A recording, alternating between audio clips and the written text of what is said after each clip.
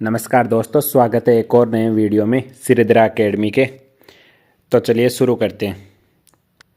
पहला क्वेश्चन है, मुगल शासक अकबर के समय में बीकानेर के शासक राज सिंह निम्न में से किस शैली अभियान में शामिल नहीं थे?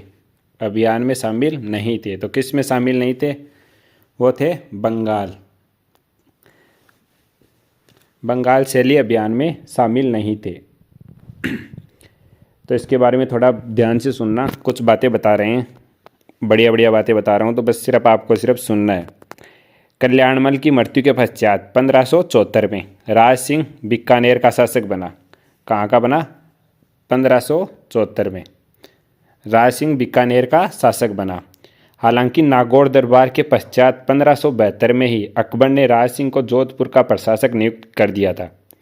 राज सिंह ने कठौली के युद्ध में 1573 में, कठौली का युद्ध कब हुआ? 1573 में मिर्जा बंधुओं इब्राहिम हुसैन मिर्जा तथा मोहम्मद हुसैन मिर्जा को पराजित सूरत तथा चंपानेर पर अधिकार किया था। और इसके बाद 1593 में भट्टा अभियान के दौरान इनको बुरहान मुल्क के विरुद्ध दानियाल के 1593 ईस्वी में किए गए अभियान में इसे भेजा गया था। 1603 के मेवाड़ अभियान जो सलीम के नेतृत्व में किया गया था, तब राज सिंह भी इसमें सम्मिलित था। 1603 में कौन सा अभियान हुआ? मेवाड़ अभियान। और किसके नेतृत्व में? सलीम के नेतृत्व में।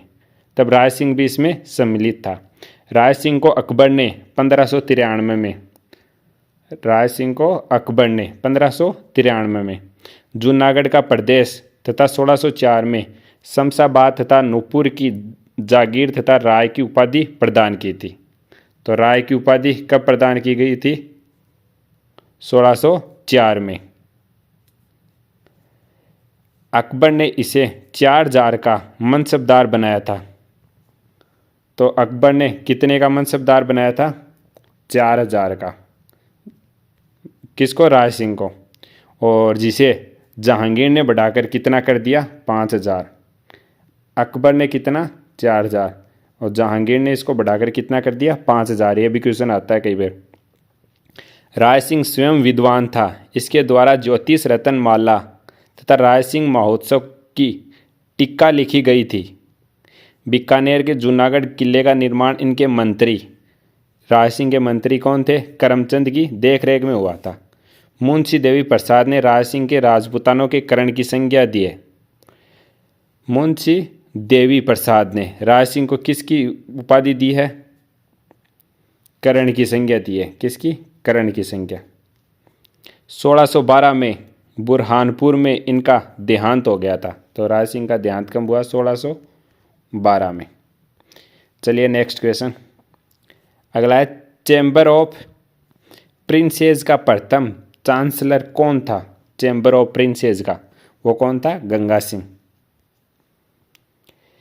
तो इसके बारे में थोड़ा जान लेते हैं। नरेंद्र मंडल की स्थापना 8 फरवरी 1921 को हुई, जिसका उद्देश्य रियासतों को विधानमंडल की तरह एक मंच प्रदान करना था। इसका प्रथम चांसलर बीकानेर के शासक गंगा सिंह को बनाया गया था।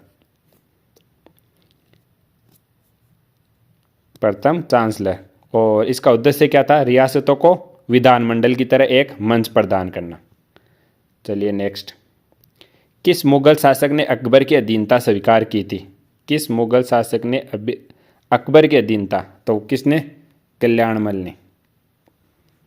1570 में नागौर दरबार में उपस्थित होकर कल्याणमल ने 1570 में कल्याणमल ने अकबर के साथ वैवाहिक संबंध स्थापित किए। इसी समय जैसलमेर के शासक हर राय ने भी मुगलों के साथ वैवाहिक संबंध स्थापित किए थे।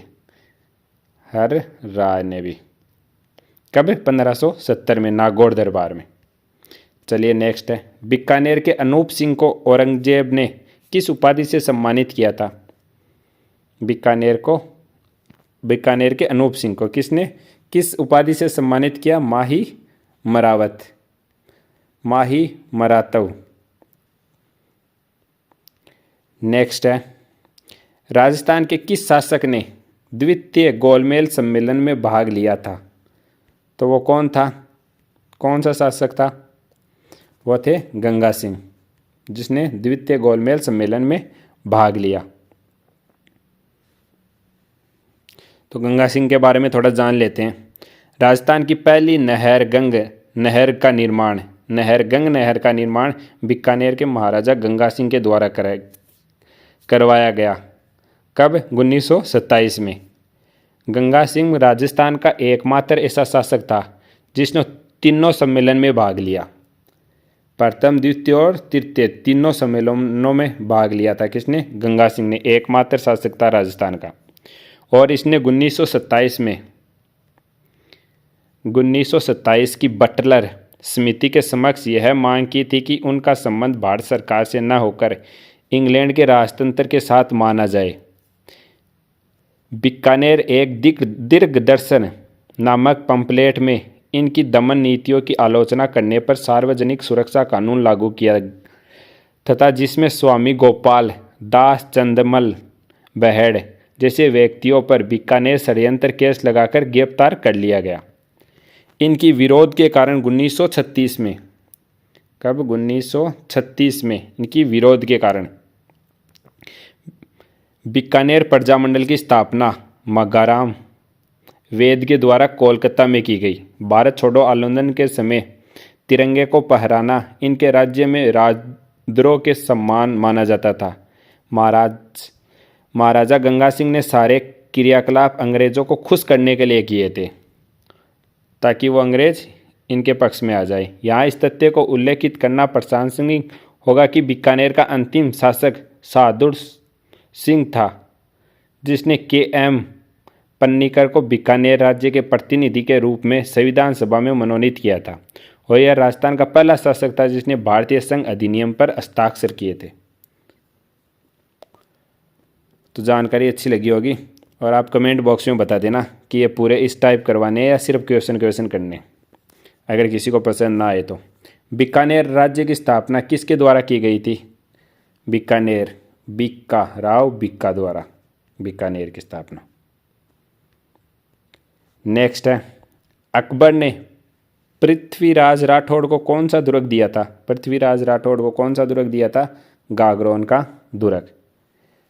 गागरोन में पृथ्वीराज राठौड़ ने वैली कृष्ण रुक्मणी री लिखी थी। कौन सी? वैली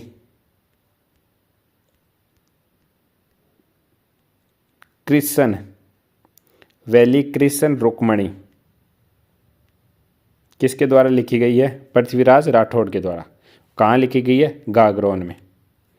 1857 की क्रांति के समय बीकानेर का शासक कौन था?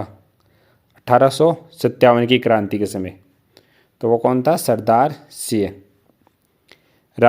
इसके बारे में थोड़ा जान लेते हैं, सरदार सिंह के बारे में। राजस्थान के शासकों में सरदार सिंह एकमात्र ऐसे शासक थे जिन्होंने व्यक्तिगत रूप से क्रांति के दमन में सक्रिय रूप से भाग लिया था।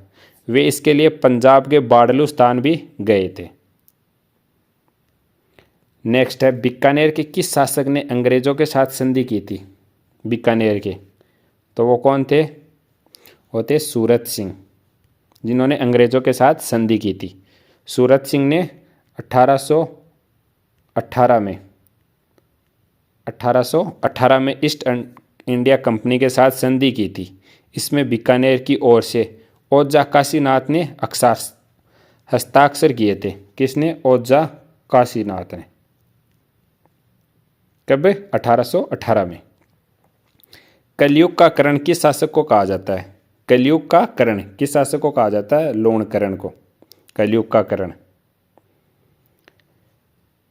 नेक्स्ट है, बीकानेर के किस शासक को जोधपुर का प्रशासक नियुक्त किया गया? बीकानेर के किस शासक को जोधपुर का प्रशासक नियुक्त किया गया? किसको? राज सिंह को। और किसके द्वारा किया गया? ये भी क्वेश्चन आ जाता है। तो अकबर द्वारा। कब? 1572 में। अकबर द्वारा 1572 में राज सिंह को जोधपुर का शासक नियुक्त किया गया था, चंद्रसेन के विरुद्ध। किसके विरुद्ध? चंद्रसेन के विरुद्ध। नेक्स्ट है, देश की आज़ादी के समय बीकानेर राज्य का शासक कौन था? अर्थात बीकानेर का अंतिम शासक आज़ादी के समय तो वो कौन था? शार्दुल सिंह। अंतिम शासक के। इसी शासक ने सबसे पहले विले पत्थर पर हस्ताक्षर किए थे। विले पत्थर पर हस्ताक्षर सबसे पहले किस शासक ने किए थे? शार्दुल सिंह ने। और अंतिम रियासत कौन थी विले पत्थर पर? क्वेश्चन है एक, विले पत्थर पर हस्ताक्षर करने वाली अंतिम रियासत कौन थी? यह आपको कमेंट बॉक्स में बताना है कि विले पत्थर पर हस्ताक्षर करने वाली अंतिम रियासत कौन सी थी। जिसका कमेंट सही होगा उसका पिन कर दिया जाएगा। अगर क्वेश्चन अच्छे लग रहे हैं, व्याख्या सहित, तो कमेंट करके ज़रूर बताना। वीडियो देखने के लिए